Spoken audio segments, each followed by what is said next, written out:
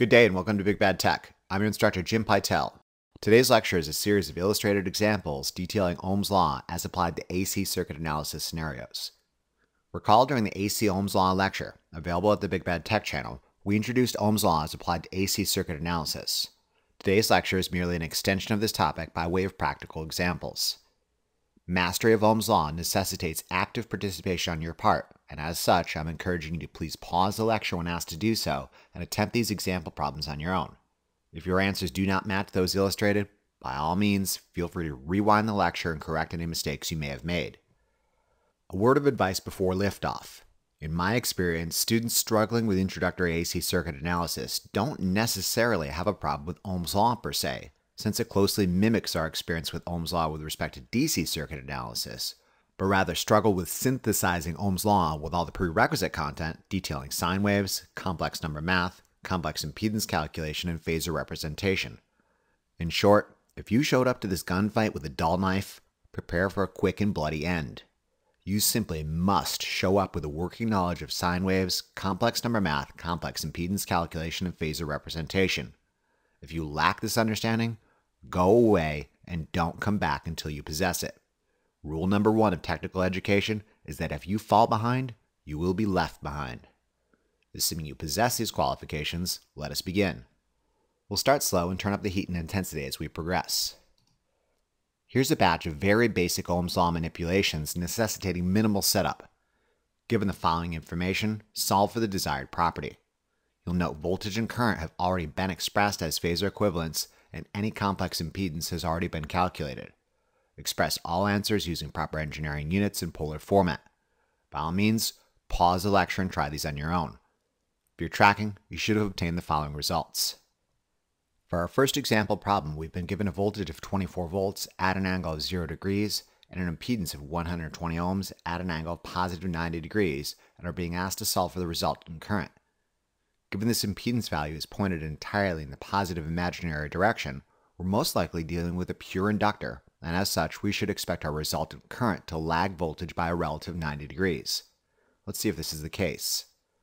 Current is equal to voltage over impedance. Substituting our given values, we find current to be 200 milliamperes at an angle of negative 90 degrees.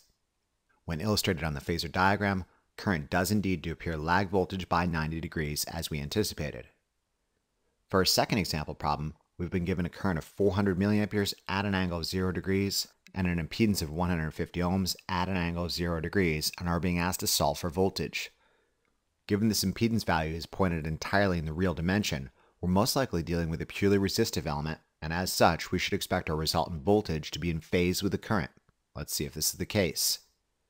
Voltage is equal to current times impedance. Substituting our given values, we find voltage to be 60 volts at an angle of 0 degrees. When illustrated on the phasor diagram, current does indeed appear to be in phase with voltage as we anticipated. For our third example problem, we've been given a voltage of 32 volts at an angle of 0 degrees and a current of 80 milliamperes at an angle of positive 90 degrees and are being asked to solve for the impedance. Given current appears to lead voltage by 90 degrees, we might anticipate this impedance to be purely capacitive in nature. Let's see if this is the case. Impedance is equal to voltage divided by current. Substituting our given values, we find impedance to be 400 ohms at an angle of negative 90 degrees. When illustrated on the impedance diagram, the impedance points entirely in the negative imaginary direction and does indeed appear to be purely capacitive in nature as we anticipated. You'll note this first batch of Ohm's law example problems used voltage as the reference from which current is measured. Current lags voltage by 90 degrees for our first example because we're dealing with a purely inductive element. Current is in phase with voltage for our second example because we're dealing with a purely resistive element. Finally, current leads voltage by 90 degrees for our third example because we're dealing with a purely capacitive element. While referencing current with respect to voltage is a commonly accepted practice, this isn't always the case. Let's step this up a notch and try some example problems including scenarios in which current is the reference and other occasions in which some other reference is employed. For this batch of example problems, only purely resistive, purely capacitive, and purely inductive elements have been employed, and as such, you should anticipate some very predictable behavior regarding the relative phase shift between voltage and current, regardless of the reference employed. Given the following information, solve for the desired property. As previously, you'll note voltage and current have already been expressed as phasor equivalents, and any complex impedance has already been calculated. Express all answers using proper engineering units and polar format. By all means, pause the lecture and try these on your own. If you're tracking, you should have obtained the following results. For our first example problem, we've been given a current of 120 milliamperes at an angle of negative 25 degrees and an impedance of 240 ohms at an angle of 0, and are being asked to solve for voltage. Given this impedance angle, we're most likely dealing with a purely resistive element, and as such, we should expect our resultant voltage to be in phase with current. This being said, current appears to be using an external reference. Voltage is equal to current times impedance. Substituting our given values, we find voltage to be 28.8 volts at an angle of negative 25 degrees. Despite use of an external reference, when illustrated on the phasor diagram, current does indeed appear to be in phase with voltage as we anticipated because our impedance is a purely resistive element. For our second example problem, we've been given a voltage of 56 volts at an angle of 30 degrees and a current of 180 milliamperes at an angle of 120 degrees, and are being asked to solve for the impedance.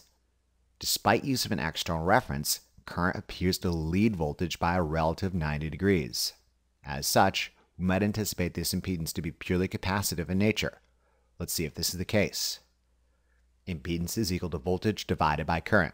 Substituting our given values, we find our impedance to be 311.1 ohms at an angle of negative 90 degrees. The negative 90 degree angle indicating that our impedance is a purely capacitive element as we anticipated.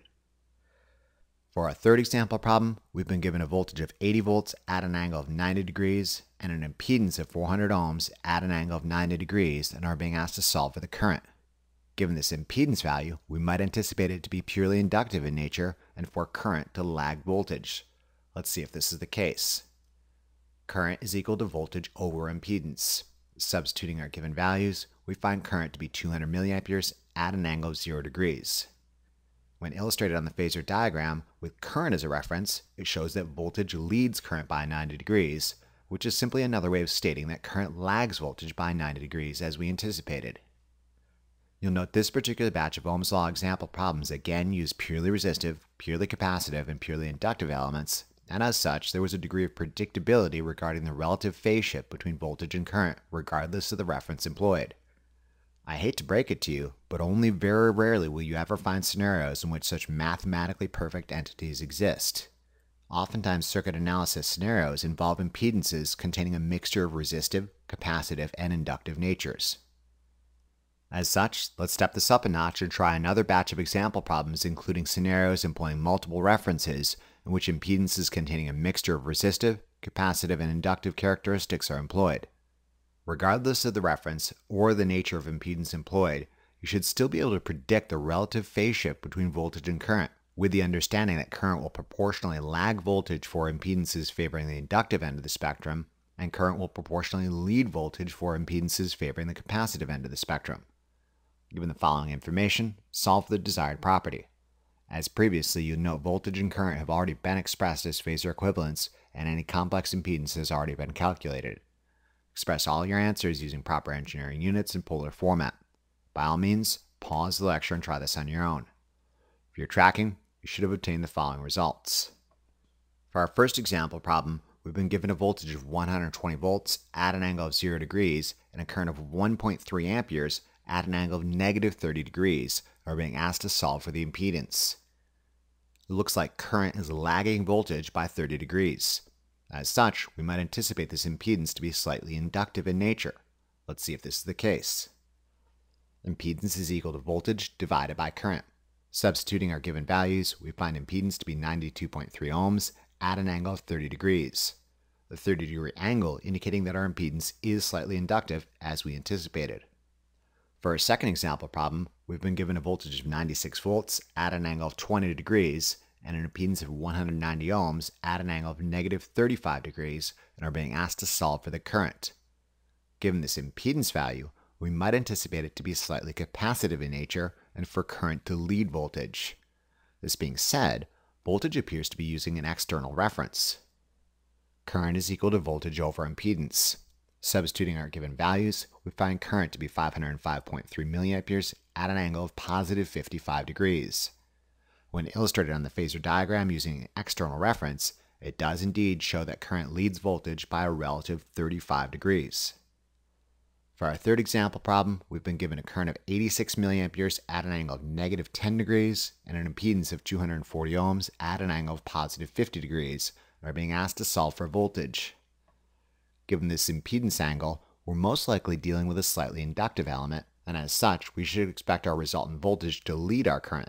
This being said, current appears to be using an external reference. Voltage is equal to current times impedance. Substituting our given values, we find voltage to be 17.2 volts at an angle of 40 degrees.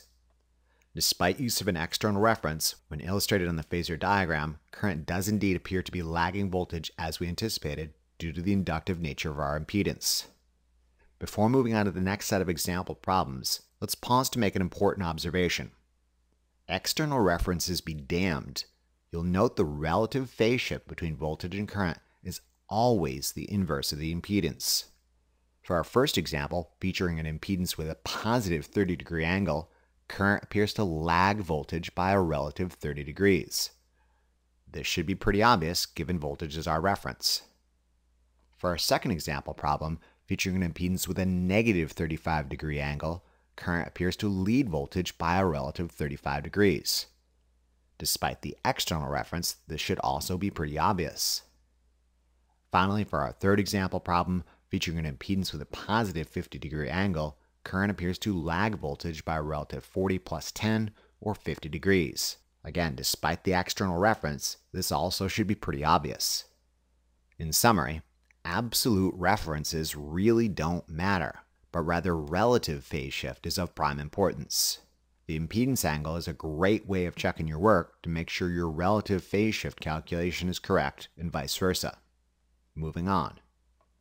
Alright, if you made it through the previous 3 sets of example problems without a single error, you have now achieved the rank of tenderfoot.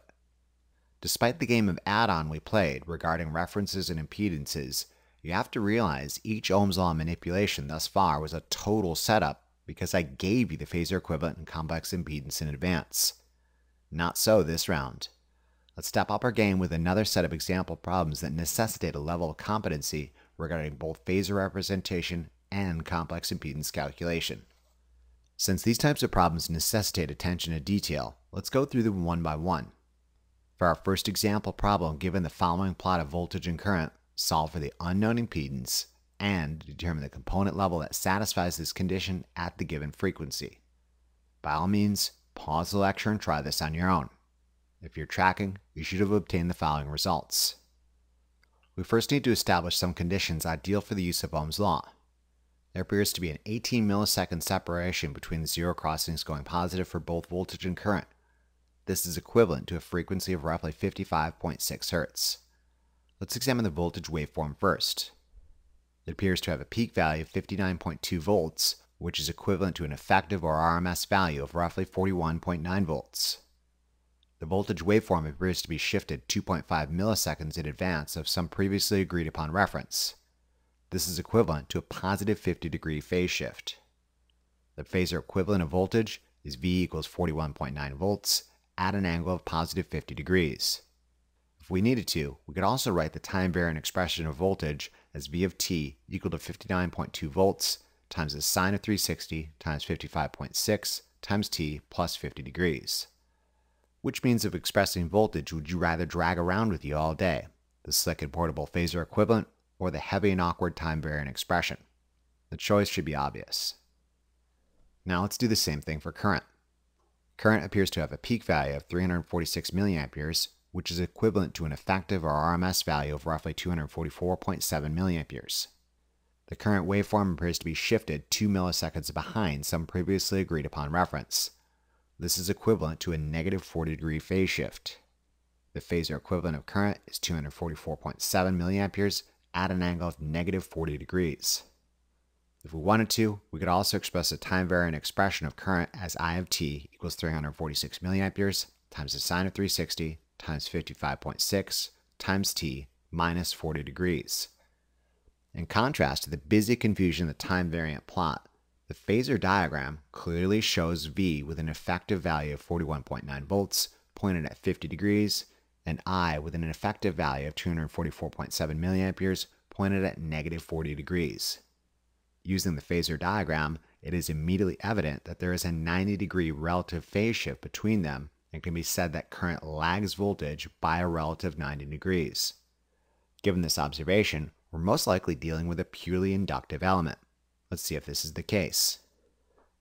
Impedance is voltage over current. Substituting our given values, impedance appears to be roughly 171.1 ohms at an angle of positive 90 degrees, supporting our earlier hypothesis that this is an inductive element. We can determine the component level satisfying this impedance condition by rearranging the inductive impedance formula to solve for inductance and substituting in our given values. Doing so yields an inductance value of approximately 490.2 millihenries. For our second example problem, given a plot of voltage across a 200 ohm resistor, determine the phasor equivalent current, write the time-varying expression for current, and plot current on the same graph as voltage. By all means, pause the lecture and try this on your own. If you're tracking, you should have obtained the following results. We first need to establish some conditions ideal for the use of Ohm's law. There appears to be a 14 millisecond separation between the zero crossings going positive for voltage. This is equivalent to a frequency of roughly 71.4 Hertz. The resistor has a complex impedance of 200 ohms at an angle of 0 degrees. Let's examine the voltage waveform.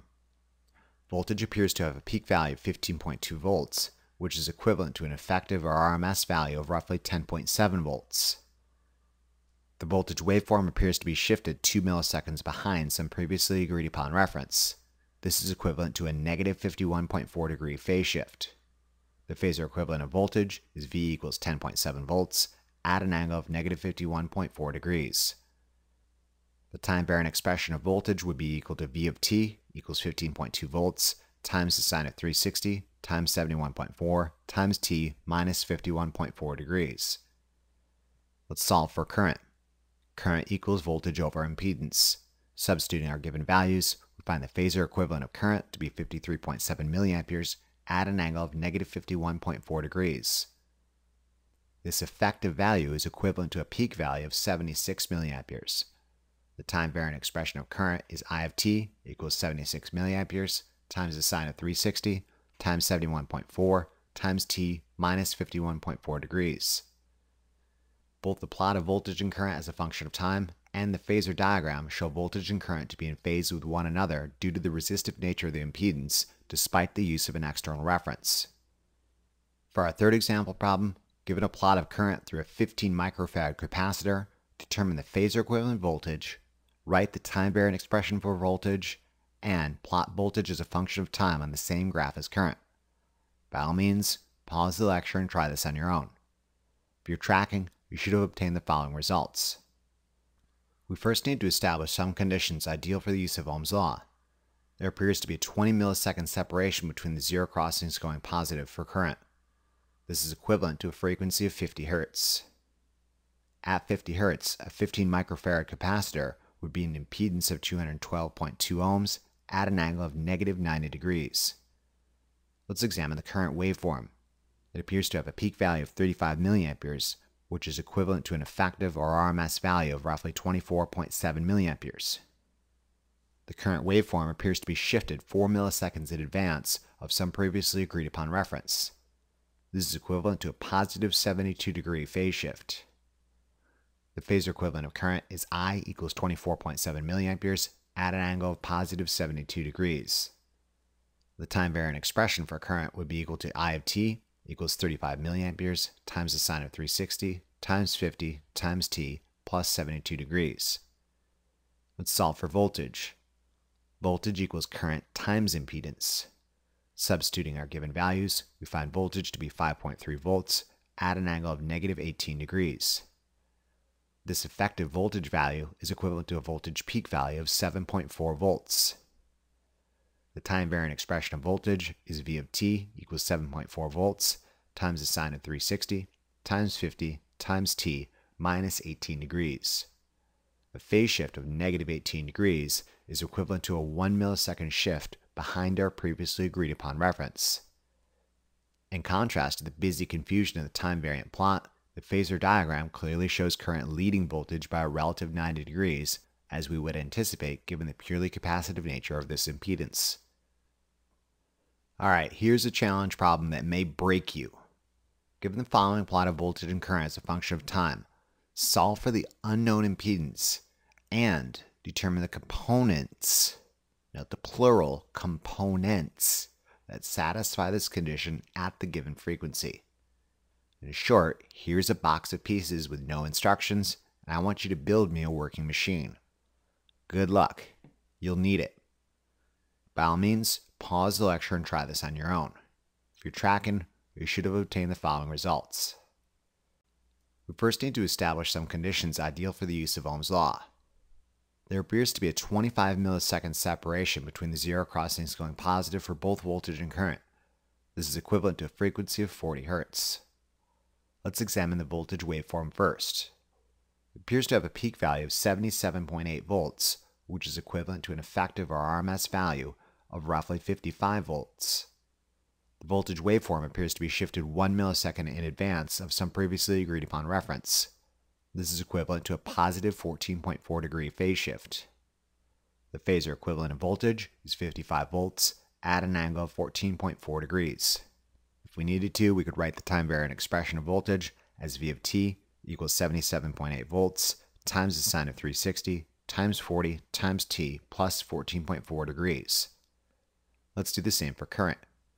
Current appears to have a peak value of 172.8 milliamperes, which is equivalent to an effective or RMS value of roughly 122.2 milliamperes. The current waveform appears to be shifted 3 milliseconds in advance of some previously agreed upon reference. This is equivalent to a 43.2 degree phase shift. The phasor equivalent of current is 122.2 milliamperes at an angle of 43.2 degrees. The time-variant expression of current would be equal to I of t equals 172.8 milliamperes times the sine of 360 times 40 times t plus 43.2 degrees. In contrast to the busy confusion of the time-variant plot, the phasor diagram clearly shows current leading voltage by a relative 28.8 degrees.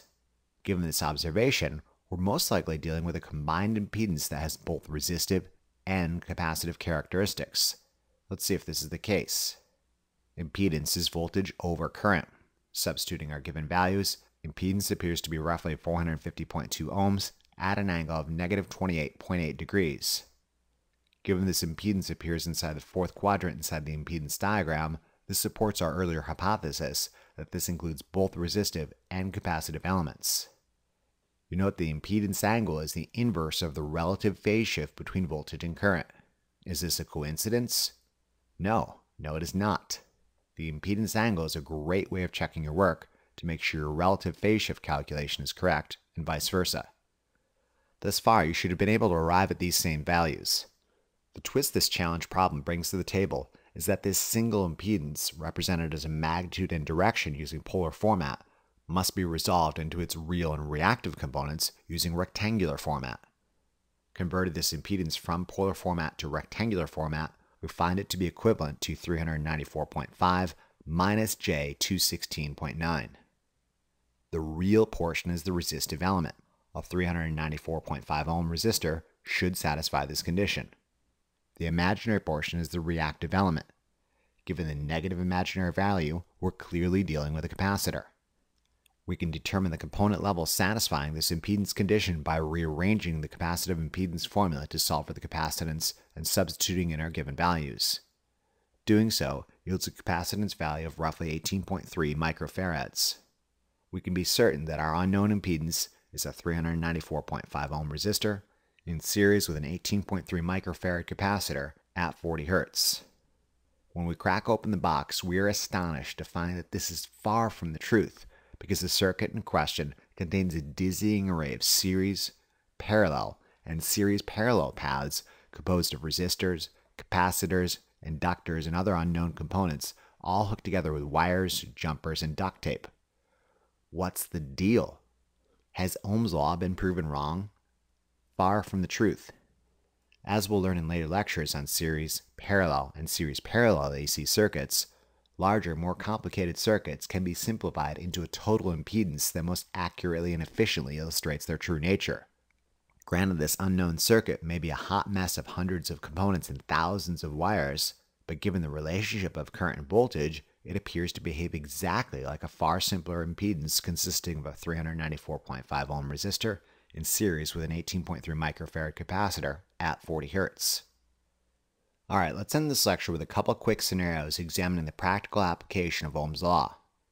These scenarios not only necessitate application of Ohm's law, but also some thought on your part. Our first thought exercise features a contactor. A contactor is essentially a remotely operated switch that opens and closes electrical contacts rated to make and break high voltage, high current, high power primary electrical power. However, it does so under the direction of a low voltage, low current, low power pilot signal delivered to an electrically isolated coil.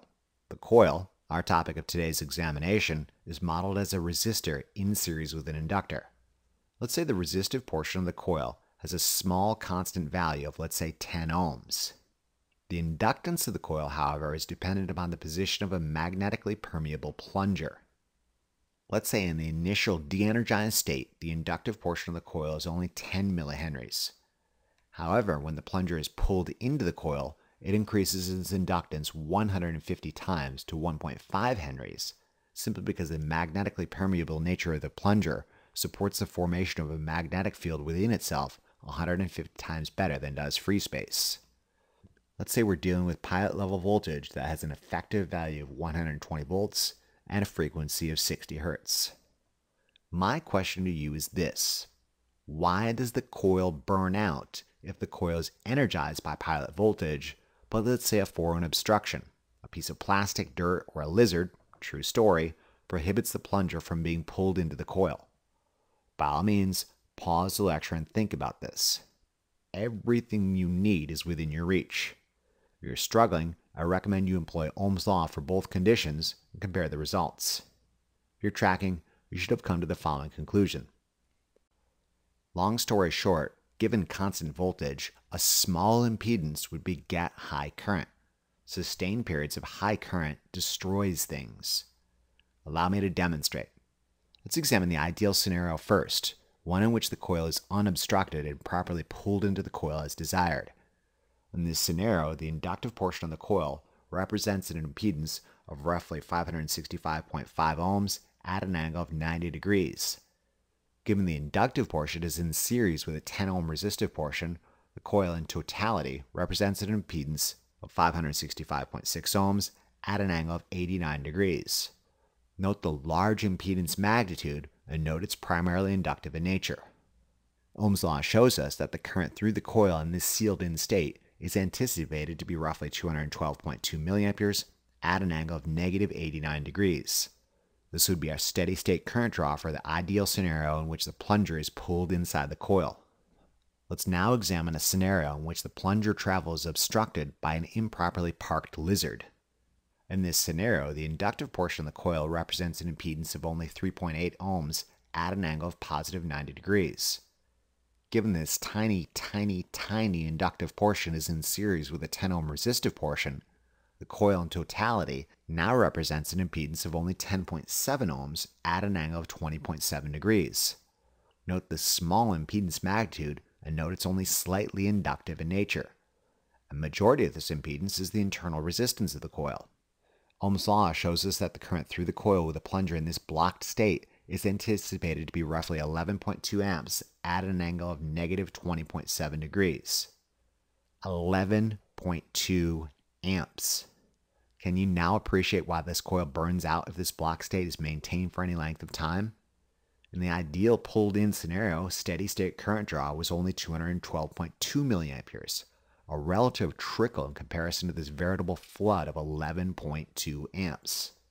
Ohm's law and your understanding of how impedance influences current draw given constant voltage neatly explains this phenomenon. Given constant voltage, a large impedance results in a manageable small current. Conversely, given constant voltage, a small impedance results in undesirable large current.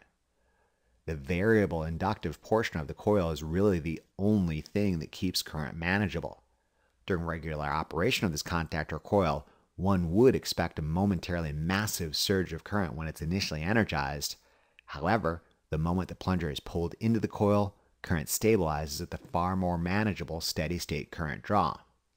If the block state was maintained for any length of time, you would expect this coil to go up in smoke faster than a hash oil operation in Clackamas County.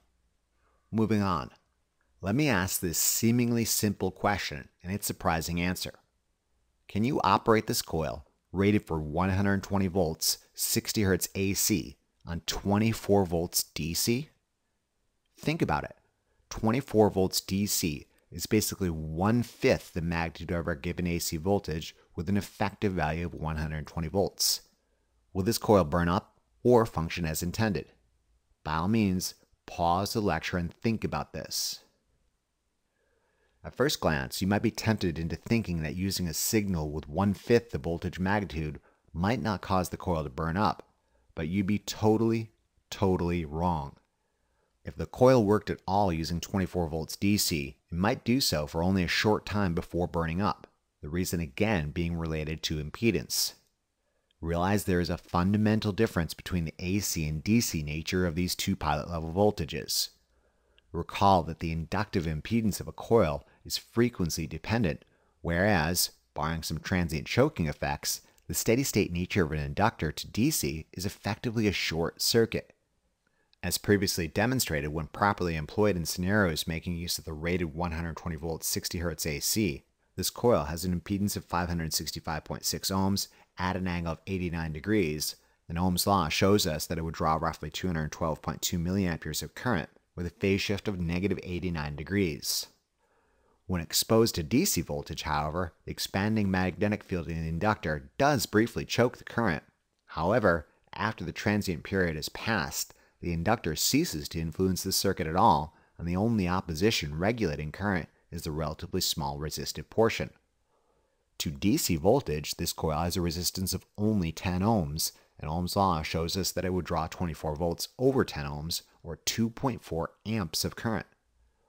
Another one bites the dust, and your understanding of impedance and Ohm's law explains why it is not possible to substitute 24 volt DC control voltage for devices rated for 120 volts AC.